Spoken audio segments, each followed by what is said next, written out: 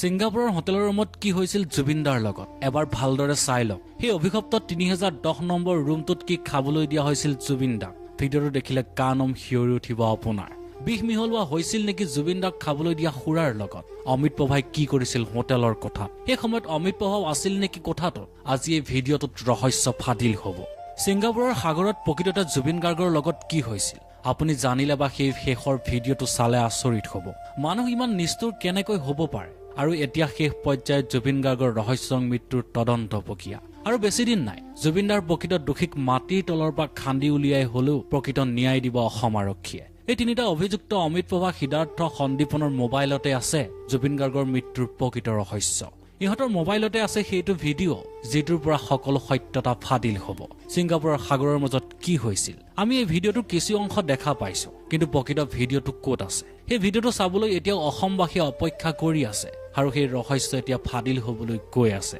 এই ভিডিঅ'টো শেষলৈকে চাব সকলো কথাই বুজি পাব সিংগাপুৰৰ সাগৰত জুবিন গাৰ্গৰ লগত কি হৈছিল এই ভিডিঅ'টো সামাজিক মাধ্যমত ভাইৰেল হোৱাৰ পিছৰে পৰা অসমৰ ৰাইজে প্ৰকৃত ভিডিঅ'টো চাবৰ বাবে অধিক আগ্ৰহেৰে বাট চাই আছে অসমীয়াৰ হিয়াৰমঠু জুবিন গাৰ্গক সিংগাপুৰৰ সাগৰত নি কেনেকৈ হত্যা কৰিছিল এইসকল অভিযুক্তই ইয়াৰ আঁৰৰ ৰহস্য কি আছিল সকলো কথা জানিবৰ বাবে অসমবাসীৰ অধিক আগ্ৰহেৰে বাট চাই আছে অসমৰ পৰা আৰক্ষী দলো সিংগাপুৰলৈ গৈ জুবিন গাৰ্গৰ থকা হোটেলখনৰ চিচিটিভি ফুটেজ সংগ্ৰহ কৰিছে সেই চিচিটিভি ফুটেজত কি আছিল সেয়াও এই ভিডিঅ'টোত আলোচনা কৰা হ'ব জুবিনদা থকা হোটেলৰ ৰুমত অমিত প্ৰভা আছিল নেকি জুবিনদাক কি খাবলৈ দিয়া হৈছিল এই খাবলৈ দিয়া সামগ্ৰীসমূহত বিষ মিহলোৱা হৈছিল নেকি এনে বহু প্ৰশ্ন উত্তৰ পাব এই ভিডিঅ'টোত দীৰ্ঘদিনে চলোৱা অভিযানৰ অন্তত অসম আৰক্ষীৰ হাতত এনে কিছুমান ভিডিঅ' এনে কিছুমান চাঞ্চল্যকৰ তথ্য পৰিছে যাৰ বাবে মুখ্যমন্ত্ৰীয়ে দৃঢ়তাৰে ক'ব পাৰিছে জুবিনদাক হত্যা কৰা হৈছিল এক গোপন তথ্য অনুসৰি সিংগাপুৰৰ সাগৰত জুবিনদাই সাঁতুৰি থকা প্ৰতিটো ভিডিঅ'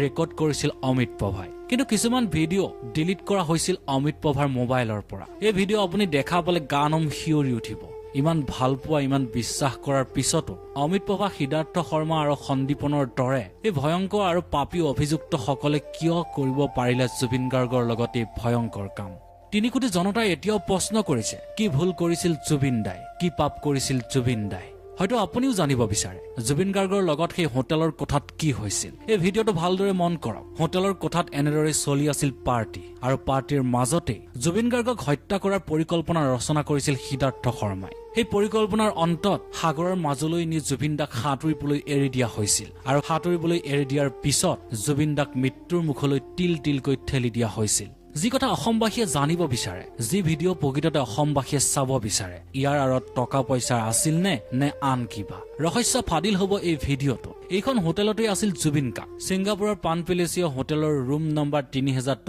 আছিল অসমীয়াৰ হিয়াৰমঠু জুবিন গাৰ্গ সেইদিনা নিশাই জুবিন গাৰ্গক হত্যা কৰিবলৈ ষড়যন্ত্ৰ ৰচনা কৰিছিল সিদ্ধাৰ্থ শৰ্মাই হোটেলখনৰ কোঠাত একেলগে আছিল শেখৰজ্যোতি গোস্বামী আৰু সিদ্ধাৰ্থ শৰ্মা হোটেলৰ কোঠাত সিদ্ধাৰ্থ শৰ্মাৰ আচৰণ সন্দেহজনক আছিল জুবিনদাক সিদ্ধাৰ্থই অধিক মদ খাবলৈ দিছিল সকলো কথা জনাৰ পিছতো সিদ্ধাৰ্থই বাৰে বাৰে জুবিনদাক খাবলৈ দিছিল মদ অসমত থকা প্ৰতিজনে জানে জুবিনদা কি পৰিস্থিতিৰ মাজত জীয়াই আছে জুবিনদা শৰীৰ কিমান দুৰ্বল জুবিনদা কি বেমাৰত ভুগি আছে সেই কথা সিদ্ধাৰ্থ শৰ্মাৰ লগতে জুবিন গাৰ্গৰ পৰিয়ালেও জানিছিল কিন্তু জুবিন গাৰ্গৰ মেনেজাৰ সিদ্ধাৰ্থ শৰ্মাই কিহৰ লোভত জুবিন গাৰ্গক অধিক সুৰাপান কৰাইছিল কিন্তু টকাৰ লোভত আৰু মদৰ নিচাত সিদ্ধাৰ্থই পাহৰি গৈছিল হোটেলৰ চিচিটিভিৰ কথা এই হোটেলখনৰ চিচিটিভি কেমেৰাত বন্দী হৈছিল সকলো দৃশ্য যি দৃশ্য দেখাৰ পিছত আপোনাৰ কানম হিয়ৰি উঠিব এই পাপীসকলে জুবিনদাৰ লগত কিয় এনে ভয়ংকৰ কাম কৰিছিল এই ভিডিঅ'টো এবাৰ ভালদৰে চাই লওক এনেদৰে পাৰ্টি চলি আছিল ৰুম নম্বৰ 3010ত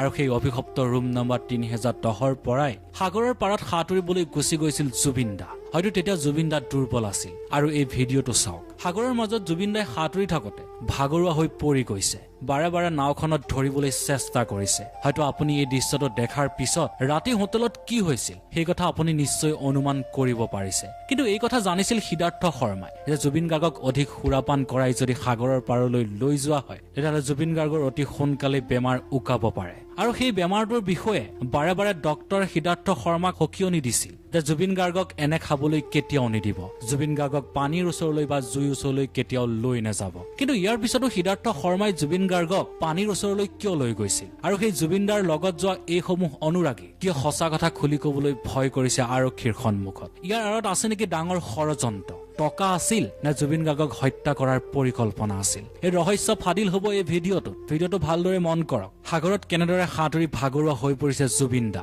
আৰু সেই ৰাতিৰ হোটেলৰ ভিজুৱেলটো চাওক কেনেদৰে সুৰাপান কৰোৱা হৈছে জুবিন দাক আৰু সেই সুৰাপান কৰি থকাৰ মাজতে জুবিন দাৰ গ্লাছত মিহলোৱা হৈছিল নেকি কিবা পদাৰ্থ যাৰ বাবে জুবিন দা অধিক দুৰ্বল হৈ গৈছিল আনহাতে এই ভিজুৱেলটো চাওক কোন এইজন টুপি পিন্ধা মানুহজন বাৰে বাৰে হোটেলৰ গেটৰ পৰা বা হোটেলৰ ৰুমৰ ফ্ৰণ্টৰ পৰা উভতি যাব বিচাৰিছে বা এক্সিট পথেৰে কিয় বাহিৰ ওলাই গৈছে কোন আছিল এইজন এই হোটেলখনৰ CCTV কেমেৰাত বন্দী হোৱা এই দৃশ্যত সকলো কথা স্পষ্টকৈ বুজাই দিয়ে সেই ৰুমৰ কোঠাত আন কোনোবা ব্যক্তিও আছিল হয়তো সিদ্ধাৰ্থ শৰ্মা শেখৰ জ্যোতিৰ লগতে এই হোটেলখনলৈ আন কোনোবা ব্যক্তিও আহিছিল প্ৰকৃততে আছিল কোন এইজন টুপি পিন্ধি কিয় বাৰে বাৰে হোটেলৰ কোঠাত সোমাব বিচাৰিছিল ব্যক্তিজনে ইয়াৰ আঁৰৰ ৰহস্য কি আছিল নে ইয়াৰ আঁৰতো কোনোবা গোপন কথা লুকাই আছে প্ৰিয় দৰ্শক আৰু যদি সেই কোঠাটোত অমিত প্ৰভা মহন্তও আছিল তেনেহলে সিদ্ধাৰ্থ শৰ্মাক অমিত প্ৰভাই মহন্তই কিয় হাক দিয়া নাছিল জুবিন গাৰ্গৰ বিষয়টো অমিত প্ৰভা মহন্তই সকলো কথা গম পাইছিল জুবিন গাৰ্গ কি কাৰণত বেমাৰ হ'ব পাৰে জুবিন গাৰ্গ যদি পানী আৰু জুইৰ ওচৰলৈ যায় কি অসুবিধাৰ সন্মুখীন হ'ব পাৰে এই সকলো কথাই গম পাইছিল অমিত প্ৰভা মহন্তই তাৰ পিছতো কিয় অমিত প্ৰভা মহন্তই সিদ্ধাৰ্থ শৰ্মাক হাক দিয়া নাছিল এই অমিত প্ৰভা মহন্তও এই ভয়ংকৰ ষড়যন্ত্ৰৰ নায়ক আছিল নেকি নে ইয়াৰ আঁৰত কোনো গোপন ৰহস্য লুকাই আছে আনহাতে আৰক্ষীৰ তদন্তত শেখৰ জ্যোতি গোস্বামীৰ মুখত ভয়ংকৰ তথ্য ফাদিল হৈছে আৰক্ষীৰ তদন্তত শেখৰ জ্যোতি গোস্বামীয়ে উল্লেখ কৰা অনুসৰি জুবিন গাৰ্গক হত্যা কৰিবলৈ ষড়যন্ত্ৰ ৰচনা কৰিছিল সিদ্ধাৰ্থ শৰ্মাই জুবিন গাৰ্গৰ মৃত্যুক ঘটনা বুলি প্ৰমাণ কৰাৰ চেষ্টা কৰা হৈছিল শেখৰ জ্যোতি গোস্বামী আৰক্ষীৰ আগত স্বীকাৰ কৰিছে যে সিদ্ধাৰ্থ শৰ্মাৰ আচৰণ সেই সময়ত সন্দেহজনক আছিল কিন্তু আচৰিত কথাটো হ'ল শেখৰ জ্যোতি গোস্বামীয়ে কোৱা মতে সেই ইয়ট পাৰ্টিত তাত থকা সদস্যসকলে সুৰাৰ কোনো যোগান ধৰিবৰ বাবে ব্যৱস্থা কৰা নাছিল কিন্তু সিদ্ধাৰ্থ শৰ্মাই সেই সকলোবোৰ কথা নাকচ কৰি সেই পাৰ্টিলৈ সুৰা লৈ গৈছিল হয়তো সিদ্ধাৰ্থ শৰ্মাই পলে পলে অনুভৱ কৰিছিল এইটোৱেই প্ৰধান টাৰ্গেট আৰু এইটোৱেই প্ৰধান লক্ষ্য হ'ব জুবিন গাৰ্গক ইয়াতে হত্যা কৰা কাৰণ ছিংগাপুৰত যদি জুবিন গাৰ্গক হত্যা কৰে তেতিয়াহ'লে অসমৰ ৰাইজে গম নাপাব বা অসমৰ ৰাইজে প্ৰকৃত ৰহস্য বিচাৰি বহুদিন অপেক্ষা কৰিব লাগিব কিন্তু অপেক্ষাৰ অন্তত যি তথ্য আহিব সেয়া তথ্য তেওঁলোকে লুকুৱাব পাৰিব কিন্তু তেনে নহয় অসমৰ প্ৰতিজন অনুৰাগী এতিয়াও জুবিন গাৰ্গৰ ন্যায়ৰ বাবে অপেক্ষা কৰি আছে সেইবাবে প্ৰতিজন অনুৰাগীয়ে এতিয়াও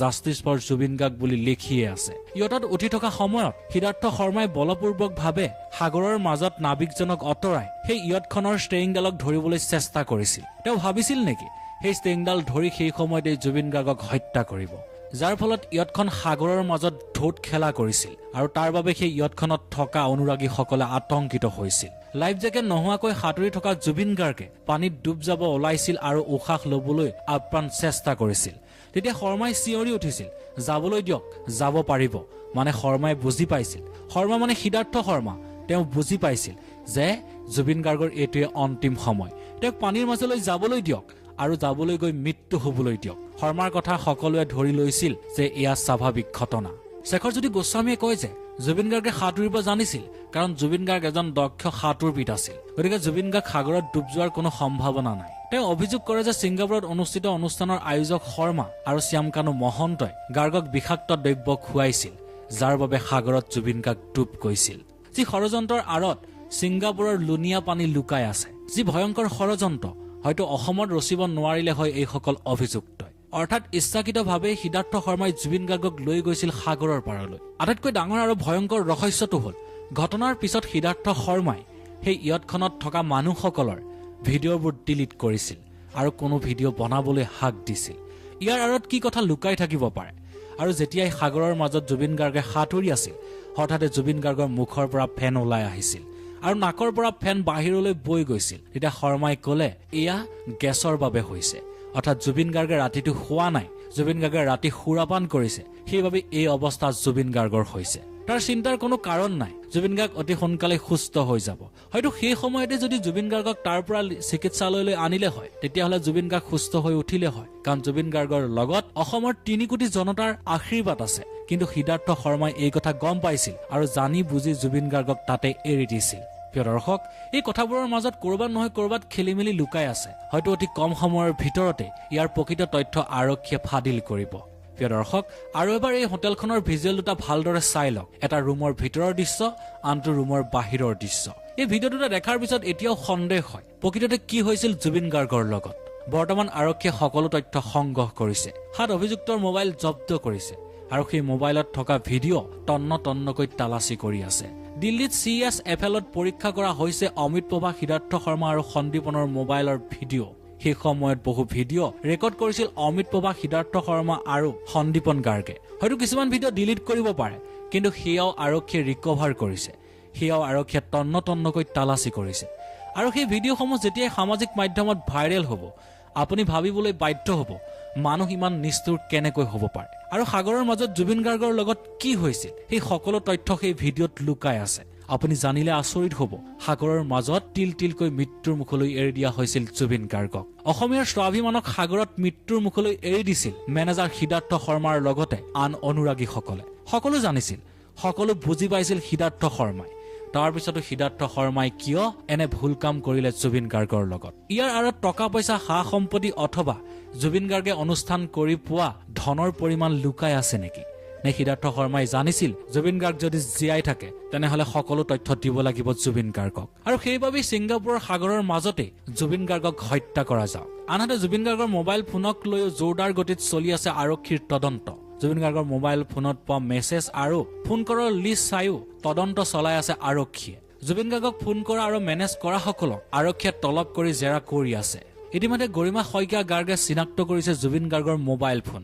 মোবাইল ফোনৰ লগতে জুবিন গাৰ্গৰ বেগ আৰু অন্যান্য সামগ্ৰীও চিনাক্ত কৰিছে গৰিমা গাৰ্গ শইকীয়াই। আনহাতে জুবিন গাৰ্গৰ বিত্তীয় লেনদেনৰ তথ্যৰ সন্দৰ্ভতো আৰক্ষীয়ে তদন্ত চলাই আছে। জানিব পৰা মতে জুবিন গাৰ্গৰ সম্পৰ্কীয় আৰু ঘনিষ্ঠ বেংকৰ একাউণ্টৰ পৰীক্ষা কৰিছে আৰক্ষীয়ে। জুবিনৰ দেহৰক্ষী একাউণ্টত কোটি কোটি টকাৰ লেনদেনৰ তথ্য লাভ কৰিছে আৰক্ষীয়ে। সূত্ৰ অনুসৰি আৰক্ষীয়ে দুয়োজনক সোধা পোছা কৰি সকলো তথ্য প্ৰমাণ হাতে হাতে যুগুত কৰিছে। ইয়াৰ উপৰিও এতিয়াও জুবিন গাৰ্গৰ প্ৰকৃত মৃত্যুৰ ৰহস্য ফাদিল হবলৈ বাকী আছে, আৰু পৰৱৰ্তী ভিডিঅ'ত আমি সেই ভিডিঅ' ফাদিল কৰিম, যি ভিডিঅ' ছিংগাপুৰৰ সাগৰত জুবিন গাৰ্গৰ লগত কি হৈছিল আৰু জুবিন গাৰ্গ কেনেকৈ মৃত্যু হৈছিল সকলো তথ্যই আপুনি লাভ কৰিব। প্ৰিয় দৰ্শক, আপুনিও যদি জুবিন গাৰ্গৰ ন্যায় বিচাৰে তেতিয়াহ'লে এতিয়াও #জাষ্টিছ ফৰ জুবিন গাৰ্গ বুলি কমেণ্টত নিশ্চয় লিখিব।